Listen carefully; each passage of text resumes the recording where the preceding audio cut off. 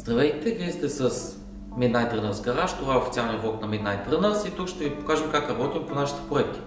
В следващите няколко епизода ще работим по една от нашите 350Z-ки или проект 350ZR на Kissov Motorsport.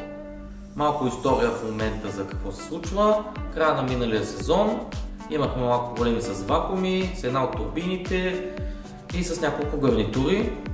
В момента двигателя е изваден вече и в следващите няколко епизода ще поработим по колекторите, шасито, ще сложим двигателя обратно в колата, ще ви покажем процеса на изработка на някои от нашите къстъм части и по пътя ще оправим някоя друга деболия, която винаги всички отлагаме като работим по нашите проекти. Надяваме се да ви хареса и приятно гледане!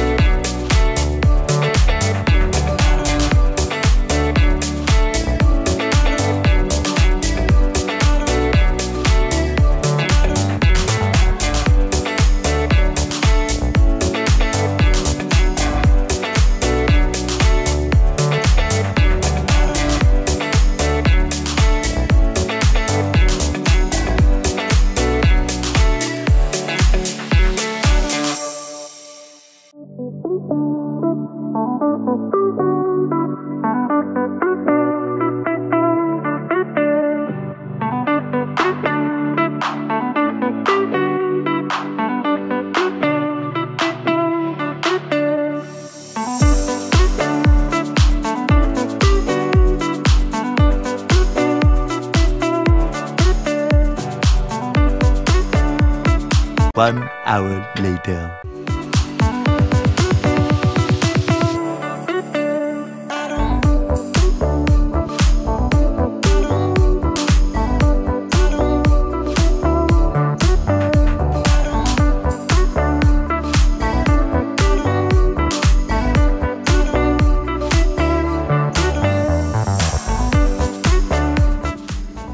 Така, и колекторите вече са готови.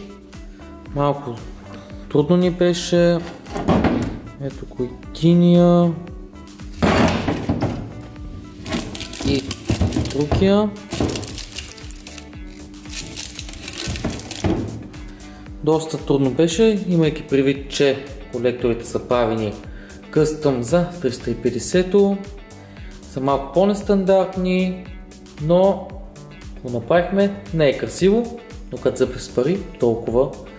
Сега ги слагаме на двигателя с нови гарнитури и чакаме турбините.